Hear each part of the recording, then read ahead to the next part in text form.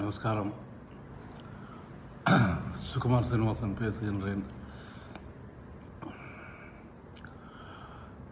ஞானம் என்று ஒரு தகவல். நாம் கடந்த ஒரு 4 கூட்டத்திலே ஞானம் என்பது என்ன, தன்னை அறிவது எவ்வாறு என்பதை பற்றிய தலைப்பிலே நாம் பேசிக்கொண்டிருந்தோம். கடந்த வாரம் அதனுடைய முடிவாக எவ்வாறு நாம் நம்மை தெரிந்து கொள்வது என்பதற்கான ஒரு சுலபமான ஒரு வழி எவ்வாறு இறைவன் படைத்திருக்கின்றான் என்பதை காண்பித்து கொடுத்திருக்கின்றோம். இது ஞானிகள் சொன்னது. மற்றபடி இதில் நம்முடைய கருத்து எதுவுமே கிடையாது. ஞானிகள் காட்டிய வழி, அந்த வழியிலே இதை நாம் பின்பற்றலாம் என்று நான் முதலிலே கூறியபடி,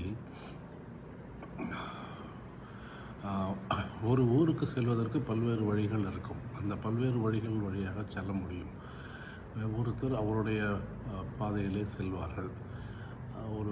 அதற்குண்டான வாகனங்களை பயன்படுத்துவார்கள். அதே போல் நம்மை அறிந்து கொள்வதற்கு, இறைவனை பற்றி தெரிந்து கொள்வதற்கு வழி என்பது பல்வேறு வழிகள் இருக்கின்றன. ஒரே ஒரு வழிதான், இந்த வழிதான் எல்லோரும் செல்ல வேண்டும் என்று எந்த ஞானியும் சொன்னது கிடையாது. ஆனால் அதை பின்பற்றி வந்தவர்கள் அவங்களுடைய மனதுக்கு இடம் கொடுத்து தம்மை முன்னிறுத்தி கொள்ள வேண்டும் என்பதற்காக இந்த வழிதான் சிறந்த வழி, இதை தவிர வேறு வழி இல்லை என்ற ஒரு பாணியிலே எல்லோருக்கும் ஒரு தவறான எண்ணத்தை உண்டாக்கிவிட்டார்கள். தவறான எண்ணம். அப்படி இருக்க முடியாது, அப்படி இருக்கவும் கூடாது. வழிகள் பல. இறைவன் அவ்வாறு தான் அமைத்திருக்கின்றார். அதை நமது ஞானிகள் தெளிவாக சொல்லியிருக்கின்றார்கள். நமது கலாச்சாரத்திலே நம் இறைவனை அடைவதற்கு 4 முக்கியமான வழிகள் என்ன என்பது பகவத்கீதையிலும் சொல்லப்பட்டிருக்கின்றது.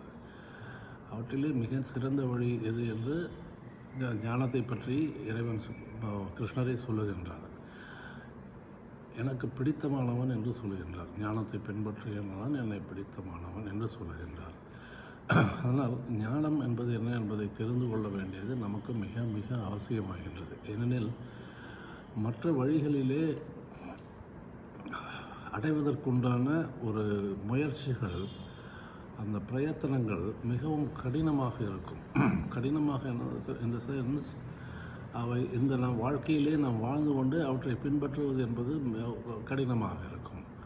எனவே நம் வழிக்கு சென்று விட வாய்ப்புகள் அதில் அதிகம். இரண்டாவது, நாம் மனதுக்கு உட்பட்டு நாம் செயல்படுவதனால் நம்முடைய வழியை விட்டு நமது மனம் அதை கீழ்நோக்கி அழைத்து சென்றுவிடும், அல்லது உலக சமாச்சாரங்களிலே ஈடுபடுவதற்கு அதிகமான அக்கறையை காட்டிவிடும். இது அவ்வாறு இருப்பதனால் தான் என்னவாகின்றது என்றால், பல்வேறு அந்த மற்ற 3 வழிகளிலும் ஒரு முயற்சி செய்பவர்கள் அதை கிட்டத்தட்ட ஒரு பாதியிலே விட்டு விடுகிறார்கள் என்றே சொல்லலாம். ஏனெனில் அவர்கள் எதிர்பார்த்த முடிவு என்பது உடனடியாக கிடைப்பதில்லை. அது கிடைப்பதற்கு மிக மிக பொறுமை வேண்டும், அவசியமும் வேண்டும். அதே போல் அந்த முயற்சிகளும் செய்ய வேண்டும், தொடர்ச்சியாக செய்ய வேண்டும். அதுவும் அல்லாமல் அத்தகைய முயற்சிகள் ஒரு சரியான குருவினோட வழிகாட்டுதலின்படி செய்தால்தான் அதற்குண்டான பலன் கிடைக்கும். இல்லாவிடில் இப்போ யோகம் என்று எடுத்துக்கொண்டால், அல்லது தியானம் என்று எடுத்துக்கொண்டால், தவம் என்று எடுத்துக்கொண்டால், அது குருவினுடைய ஒரு மேற்பார்வையில் தான் செய்யப்பட வேண்டும். அவர் தான் நமக்கு சரியான வழியை காட்டுவார். அதில் எந்த விதமான ஒரு சிக்கலோ அல்லது ஆபத்தோ இல்லாத வகையில் அவர் நம்மை வழிநடத்துவார். அப்பொழுது குருவினுடைய துணை மிகவும் அவசியமாகின்றது.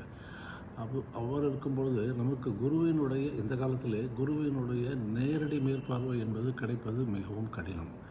ஏனெனில் இப்பொழுது இருக்கக்கூடிய உலகம் வேறு விதமாக செயல்படுகின்றது. அதனால் அது மிகவும் கடினம். ஆனால் ஞானம் என்பது ஒரு புரிதல் உண்டான பிறகு அந்த புரிதல் மூலமாக நாம் நம்மையே வழி நடத்தி கொள்ள முடியும். இது சுலபம் என்றும் சொல்லலாம், கடினம் என்றும் சொல்லலாம். ஆனால் மிகவும் சுலபமான வழி. இப்பொழுது நாம் சொன்னோம், எவ்வாறு இந்த புரிதலுக்கு எது தடையாக இருக்கின்றது என்றால் அந்த மனம்தான் தடையாக இருக்கின்றது என்று சொன்னோம். அந்த மனதை எவ்வாறு நாம் அழிப்பது, அல்லது மனமற்ற நிலைக்கு எவ்வாறு செல்வது, அந்த மனதை எவ்வாறு நாசம் செய்வது என்பதை பற்றி சிறிது நாம் விவரமாக பார்த்தோம். இப்பொழுது அதன் மூலமாக எவ்வாறு அது நடக்கின்றது என்பதை ஒரு சிறிய விளக்கத்தில் பார்க்கலாம்.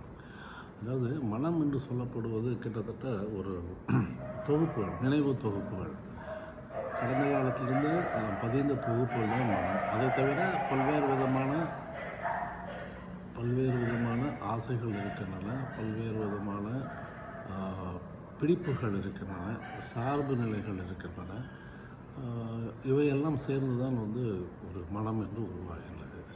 அது அவ்வாறு பார்த்தோம்னால் கிட்டத்தட்ட மனம் என்பது ஒரு கட்டிடம் போன்று. எவ்வாறு நாம் செங்கற்களை வைத்து நாம் கட்டிடம் கட்டுகின்றோமோ அதே போலத்தான் மனமும்.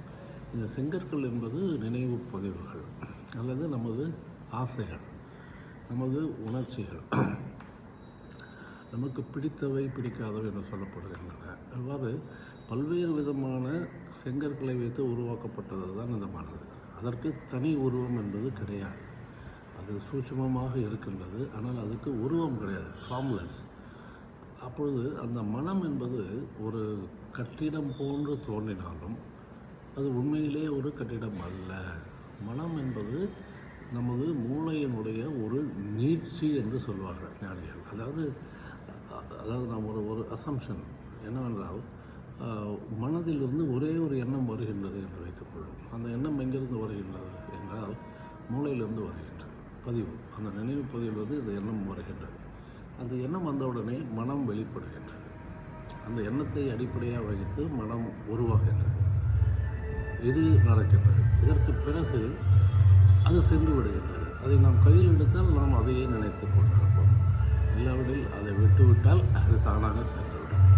இவ்வாறு மனதிலிருந்து வருகின்ற பல்வேறு விதமான எண்ணங்களின் ஒரு கண்டினியூட்டி ஒன்றன் பின்றாக வந்து கொண்டிருப்பதால் ஒன்றன் பின் ஒன்றாக ஒவ்வொரு செங்கல்லாக உருவாக்கி கொண்டே இருக்கிறது, மனமாக உருவாகி கொண்டே இருக்கிறது.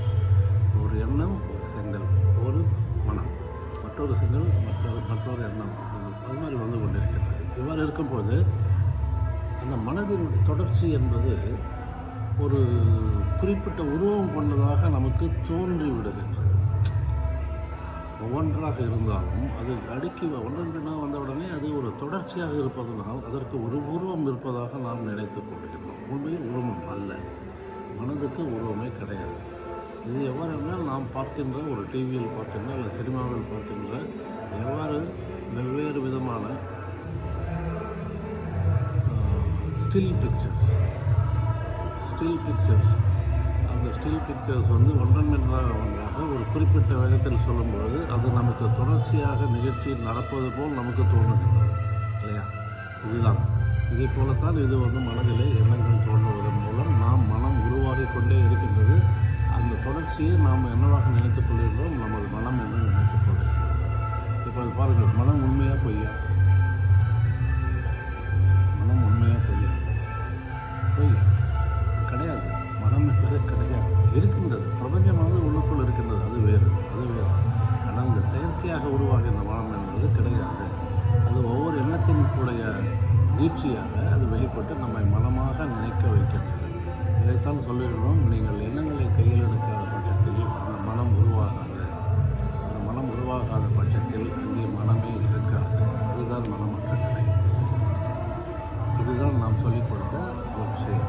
இதுதான் ஞானிகள் சொல்லிக் கொடுத்த விஷயம். நான் சொல்லவில்லை, ஞானிகள் சொல்லிக் கொடுத்த விஷயம். சொல்லுகிறார், மனதை அழிப்பதற்கு சுலபமான வழி இருந்தால் நீ வருகின்ற எண்ணங்களை கையில் எடுக்காது. இது நடைமுறையில் நீங்கள் பழக்கப்படுத்திக் கொள்ளுங்கள். அதன் மூலம் நீங்கள் மனத்தை கொஞ்சம் கொஞ்சமாக அதை நிரந்தரமாக அழிக்கக்கூடிய ஒரு வாய்ப்பை நீங்கள் உருவாக்குகிறீர்கள். இதுதான் மனமற்ற நிலை. இந்த மனமற்ற நிலை தான் முக்தி நிலை. இதுதான் மோட்சம், முக்தி, நிர்வாண நிலை, கிங்டம் ஆஃப் ஹெவன் என்றெல்லாம் சொல்லுவாங்க. இதை நாம் இப்பொழுது தெரிந்து கொண்டோம். இப்பொழுது இது அறிவுபூர்வமாக தெரிந்து கொண்டோம். ஆனால் நீங்கள் இதை நடைமுறையிலே பழக்கப்படுத்த வேண்டும். அவ்வாறு பழக்கப்படுத்தவிட்டால் இதை தெரிந்து கொண்டு அதற்கு ஒரு ஏட்டு சுரக்கை ஆகிவிடும். ஒரு அறிவு, படித்த அறிவு, ஏட்டு சுரக்கை. ஆனால் நடைமுறையில் பழக்கப்படுத்தினால் உங்களுக்கு அதனுடைய பலன் நிச்சயமாக கிடைக்கும்.